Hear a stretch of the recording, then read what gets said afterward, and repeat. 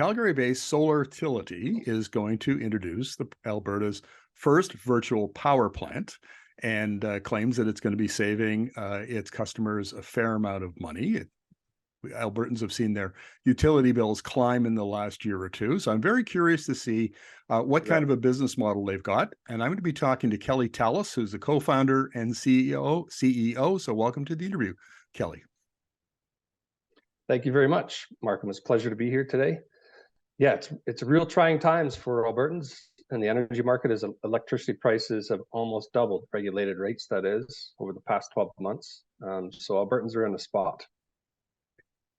I'm really curious about your business model because I've interviewed folks about virtual power plants in states like California, where basically it's an aggregator model for residential, folks who've got solar panels on their homes or their garages, and so the aggregator brings together all of that electricity and then sells it to a utility, and then it pays its customers. Is that the kind of business model we're talking about here?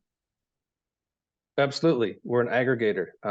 And that in Alberta is defined as we're an electricity retailer and an ISO pool participant that aggregates distributed energy resources to maximize economic benefits for our customers.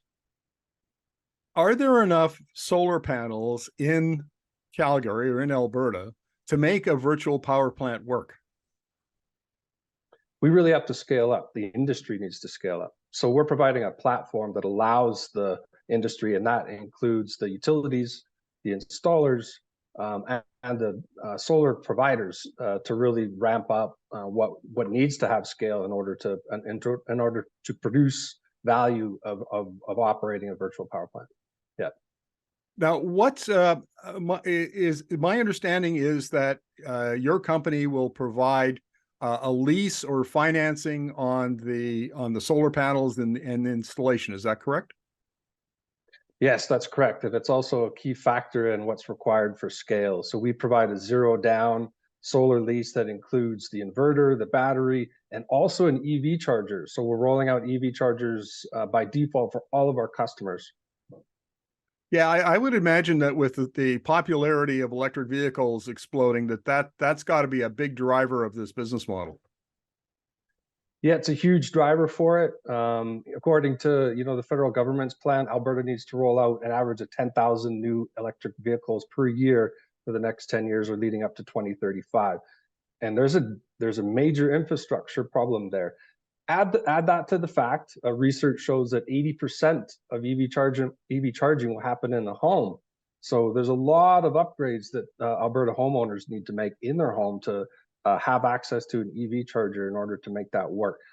We're hitting that proactively by installing an EV charger for all of our customers as a default. Even if they don't have an EV, they will have it. Indeed, they will. We all will by 2035. Yeah. Now, I've interviewed NMAX about this issue, and they understand that as EV adoption grows, the strain on their distribution network down at the neighborhood level is going to be considerable. And they're looking at ways to upgrade it. They're looking at time of use rates so that people maybe charge between, say, midnight and 5 a.m., 6 a.m., something like that. But the one thing that they didn't mention was your business model, where basically your homeowners then would self-generate. They would presumably, maybe they might have storage attached to their solar, and Yes. then that takes the strain off the grid. On having to, when the home is electrified and you've got a heat pump and then you've got an EV, are you seeing any interest from utilities in your model because it helps them? Absolutely, and it's a key part of our service offering. While we have the retail benefit, the virtual power plant also equally, if not greater, benefits the grid and distribution utilities. So we're cooperating already with a couple of Alberta's leading distribution utilities on that exact front. In fact, they're motivating us to put in our system into areas which are already congested so we can test the model. What we offer in terms of EV is the ability to real-time control EV charging in aggregate. So for a community that is at its maximum capacity, we can actually control the level of charge during peak period for all of them in real time. which means that customers in those congested areas are charging at later time of day during the evening, where there isn't a problem on the grid and much less congestion. So this definitely has to be part of the solution mix as we roll out EV. It's not the entire solution, but it can definitely help us achieve this massive EV rollout. Now, I've interviewed other companies about the cloud-based energy optimization and battery optimization, and this seems to be like in other jurisdictions. Let's say Germany is a big one. I mean, one of my full disclosure, one of in Energy Media's clients, a Cure Battery Intelligence, actually controls, I think, 65,000 home battery management systems in Berlin through its a cloud-based system, so that you know what batteries are doing. You know if there's a problem with one in a that might lead to a thermal runaway, that sort of thing. And but it sounds like this is new for Alberta. That I haven't heard of anybody else doing that sort of thing the way you're planning to. Yeah, absolutely. I think it is new for Alberta. And I will say the battery is the key. Virtual power plant, the foundation is battery. So our software optimizes, it's a community-based optimizer. So we optimize for our aggregate pool of customers to maximize economic benefit. But essentially it's controlling when the battery charges or discharges to the grid. Our partner is BYD, one of the world's largest battery manufacturers, a lithium iron phosphate solution, and we're introducing that into Canada as well as part of our rollout. So very, very long-term, strong battery partner there. But yes, batteries are key, and we'll be deploying batteries for 100% of our customers.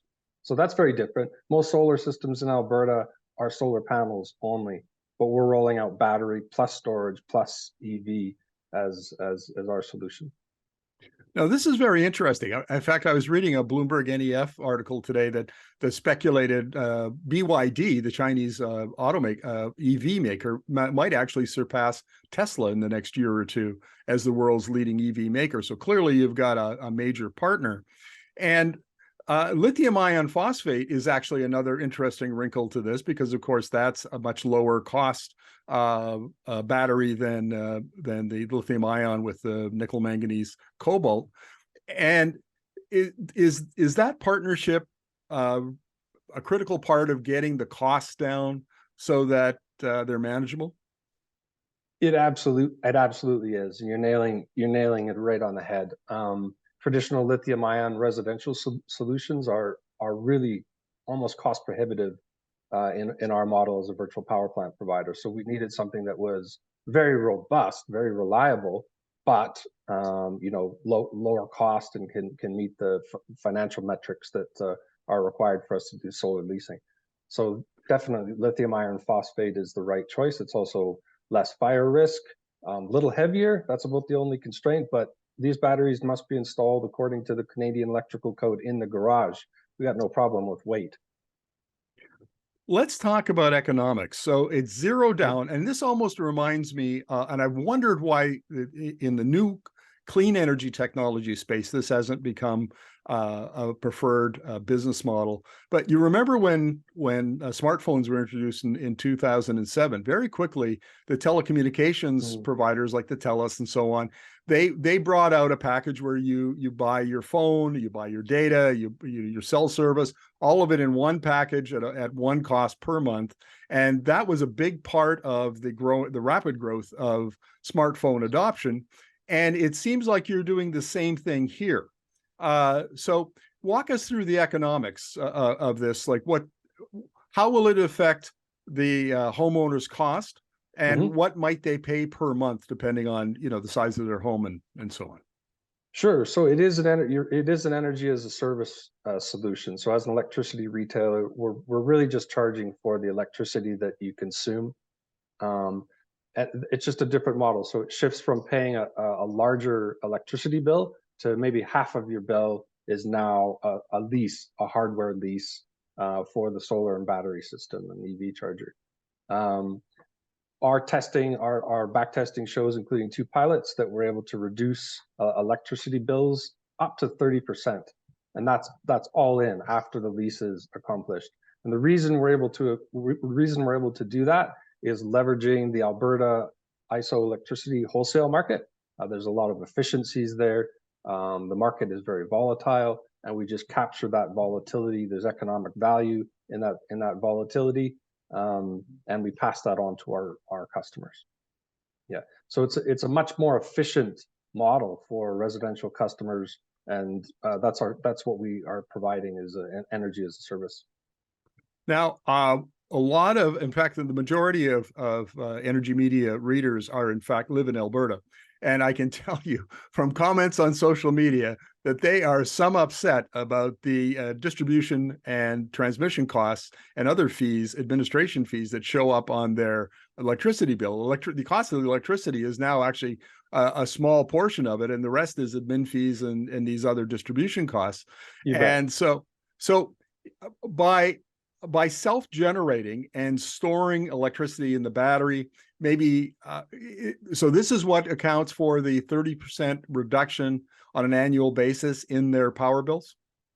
That's definitely a part of it. So an average house would basically self-consume about 50% of the solar generated, right? It'll vary depending on your consumption pattern, when you're consuming electricity, but about 50%. That means that 50% of those transmission and distribution charges are already saved. So that's right. That's where a big part of the savings come. The other part of the savings comes from arbitrage. So market timing when you export your power. So typical scenario, sunny day, we're charging the battery. Once the battery is charging, you're self-consuming the solar electricity. Then from 4 to 8 p.m. typically is the peak period in Alberta where prices skyrocket. And we've seen tremendous volatility over the last 12 months, especially almost daily price spikes during that period, 4 times the average, the 30-day average on the hourly market.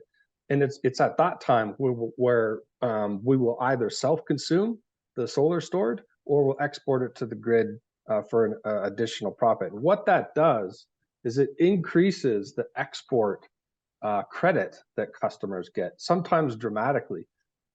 Currently on cumulative meters, the price you get for export credit for PV is the same as you get for your import power. So another very different aspect of what we're doing is bringing wholesale meters, bidirectional interval meters to residential customers for the first time. The first 2 bidirectional interval meters for residential customers will be installed on February 10th in Alberta. Well, isn't that interesting? And of course, Alberta is the only province that has a wholesale market that functions like that, and where arbitrage with residential customers would be possible. So, and this may be a new concept for most folks in Alberta, but you seem to be, you're taking advantage of the market structure and the regulations that are in place. I've got a couple more questions though. Since you're already putting in an EV charger, are you looking at vehicle to grid integration? Basically, I mean, you'd have a second source of storage to work with. Yeah, that has incredible potential to add benefits for customers with EVs. I'm pleased to say that our solution that we're deploying is V2G ready. It only requires a firmware update. So when regulations allow and support vehicle to grid, and I think we're working on that in the province, then all of our customers with EVs will be able to participate. That will have a tremendous benefit. Sure. I have to ask you this question. A couple of years ago, the Alberta Electricity System Operator, which basically regulates and controls the wholesale market in Alberta, put out a report. And it was the result of 2 years of consultations with the players in the industry. And the biggest takeaway when I read that report was that everybody in the industry is really worried about self-generation. And the focus in that report was self-generation by commercial and industrial players, because of course, if they, if like a pulp mill or some other big consumer can self-generate, they take themselves off the grid, and that's a big loss of revenue and both for the utility and to support the grid operation. Does your business model, the virtual power plant with residential consumers, have the same disruptive potential for the grid? I think because we're fully integrated with the grid and we provide ancillary services, grid services, I think it's a balance. And the path to electrification, the only road is distributed energy. So we have to embrace distributed energy resources, but we have to do it in a controlled, monitored and controlled fashion. I think what the industry really is worried about is uncontrolled, unmanaged rollout en masse of solar systems where the utilities don't have any insight or any control over what's happening. So what we propose is vastly different to that. It's fully integrated. So a big part of the virtual power plant is the grid services that we offer utilities to allow them to manage and control those resources. So you offer a benefit both to the homeowner and also to the utility and to the grid operator. So you perform a valuable service on all three fronts, and I can see why then your model would be embraced by the players in Alberta. Final question here. The issue comes up. I hear it all the time from folks who who are skeptical about wind and solar. But solar, the sun doesn't always shine. But in fact, in Calgary in particular, but Alberta, I mean, I lived there for many years, the sun shines a lot. In fact, it's probably the sunniest place in Canada. So what is the solar resource in Alberta, particularly around Calgary? It's very good in Alberta, very strong solar market. So yes, in the winter it snows. That really only lends to a 4 to 5% reduction in the annual production. It's actually not very much. And the irradiance levels are really quite high compared to BC. We're about 30%. You put a solar panel in Alberta, you'll get 30% more electricity than in Alberta than what you would say in Vancouver, just because of the weather and the sunshine. So it's an optimum market for solar, and I think that's why there's been so much investment. In addition to it being the regulatory environment really supporting solar installations, it really is a prime place for it. We do all installations in Asia, right on the equator as well, in places like the Philippines, where you think that would be optimum. You're right under the sun 12 months of the year, but actually Alberta comes pretty close to those type of installations, just because we get so much sunlight, especially in summer months, which counterbalances the reduction in the winter. Alberta is great for market for solar.